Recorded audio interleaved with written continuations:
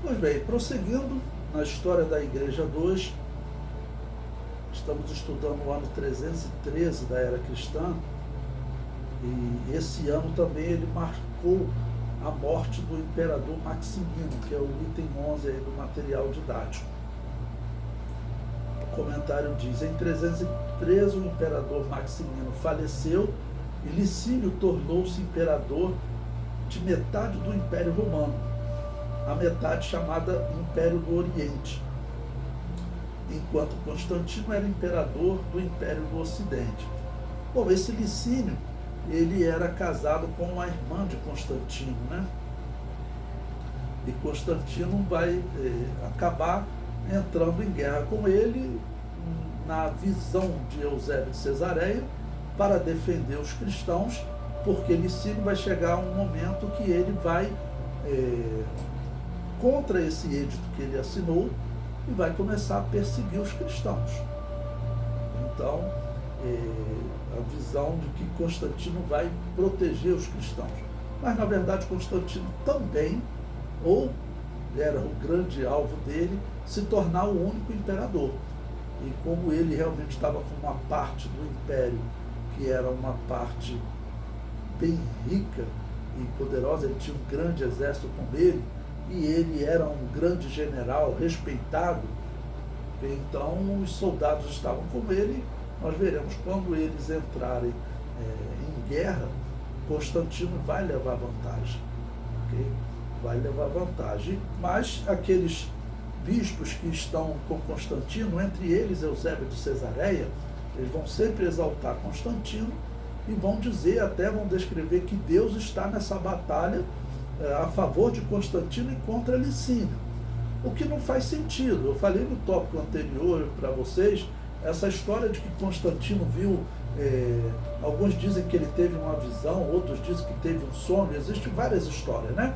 Mas seria a história que é contada é mais ou menos que ele viu uma imagem no céu com duas letras que formam a cruz, que seriam as iniciais do nome Cristo, e que vendo essas letras, ele também teria ouvido uma voz que dizia para ele, neste símbolo tu vencerás. Alguns dizem que ele viu escrito. Isso não é possível porque ele não sabia ler, né? Essa com certeza está errada. Então, se foi sonho, ou se ele ouviu a voz, ou se foi uma visão e ouviu a voz, tudo bem, essa seria uma história possível. Mas é uma história que eu não acredito. Por quê? O Deus da Bíblia, como Jesus Cristo preparou a sua igreja, em nenhum momento fala de um exército lutando para que a igreja se tornasse poderosa. Que Deus iria, por exemplo, influenciar numa luta dentro do Império Romano. Eram dois imperadores lutando para ver quem dominava o império. E Deus vai dizer, não, você será o vencedor. E sabendo pela história que esse homem, ele continuava adorando os deuses pagãos, ele mesmo fazia diretamente sacrifício de animais, ou seja, ele participava de cultos de possessão demoníaca. Não existe chance de Deus ajudar esse homem na guerra. E sabendo também pela história que nesses dias, no início da Igreja Católica, a igreja já começou a fazer procissões, como os pagãos faziam, né? A igreja começou a fazer procissões e que nessas procissões tinha imagem de Constantino. Ou seja, a igreja já estava envolvida em idolatria. Será que Deus iria ajudar essa igreja? Então, é claro que essa ou visão ou sonho foi uma farsa, porque não está escrito na história da igreja que a igreja se tornaria poderosa. Pelo contrário, Jesus Cristo descreve a história da igreja como um período que nós seremos perseguidos até o princípio de dores, quando então seríamos tirados da terra. Se a igreja católica fosse a igreja de Jesus, Jesus teria errado na profecia. E isso não tem chance de acontecer. Então as pessoas às vezes falam coisas sem conhecimento e acabam, por exemplo, por resultado, tornando Jesus alguém que profetizou de forma errada. Aquele que diz que a igreja católica era a igreja de Jesus, Então, olha, Jesus errou quando ele profetizou que a vida da sua igreja aqui na terra seria de perseguição, de perseguição.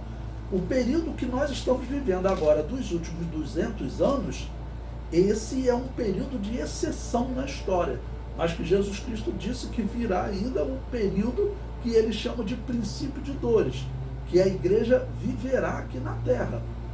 Então a nossa geração, ela corre risco de sofrer perseguição antes do arrebatamento. Eu falo corre risco porque nós não sabemos literalmente como será esse princípio de dores, então, como ela vai atingir todo mundo. Mas nós podemos dizer que um tipo de perseguição a igreja já está sofrendo. Quando nós estudamos apologética cristã, eu falei para vocês da perseguição ideológica. Essa perseguição ocorre nas escolas. Veja aí os jovens que vão para a faculdade, os jovens das igrejas, como eles são atacados. São atacados de todas as maneiras e com mensagens mentirosas, dizendo que o evolucionismo já está provado, e pegam a história da Igreja Católica e dizem que todos os cristãos é tudo farinha do mesmo saco. Nós temos a prova na nossa aula de apologética. A última aula de apologética, quando eu coloquei no YouTube, foi lá um ateu e fez um comentário lá. Eu respondi ele. Vocês, até falei para vocês lerem lá. Foi lá um ateu e respondeu, né? A minha defesa da igreja evangélica. Ele falou o seguinte: no final, o que nós sabemos é que católicos, protestantes, evangélicos, vocês são todos farinha do mesmo saco. Aí eu respondi ele lá, né? Mas a visão deles é essa. E o que eles fazem nas escolas, nas faculdades, e não só nas faculdades, no ensino médio também, as pessoas dizem que eles fazem um verdadeiro ataque ideológico, dizendo que a igreja cristã, que o cristianismo matou, perseguiu, capturou, torturou, quando na verdade você pode olhar para a história e ver, se você encontra o catolicismo perseguindo outras igrejas, então não necessariamente o catolicismo é o cristianismo. Pelas palavras de Jesus, o cristianismo é aquele que está sofrendo perseguição e não está pegando em armas. Foi assim que ocorreu na história da igreja. E nós ficamos a perguntar, se ocorrer uma perseguição no Brasil hoje, será que todos os cristãos seguirão essa máxima de que cristão não mata, que cristão não pega em armas nem para se defender? Ou será que terão igrejas aí que vão pegar em armas?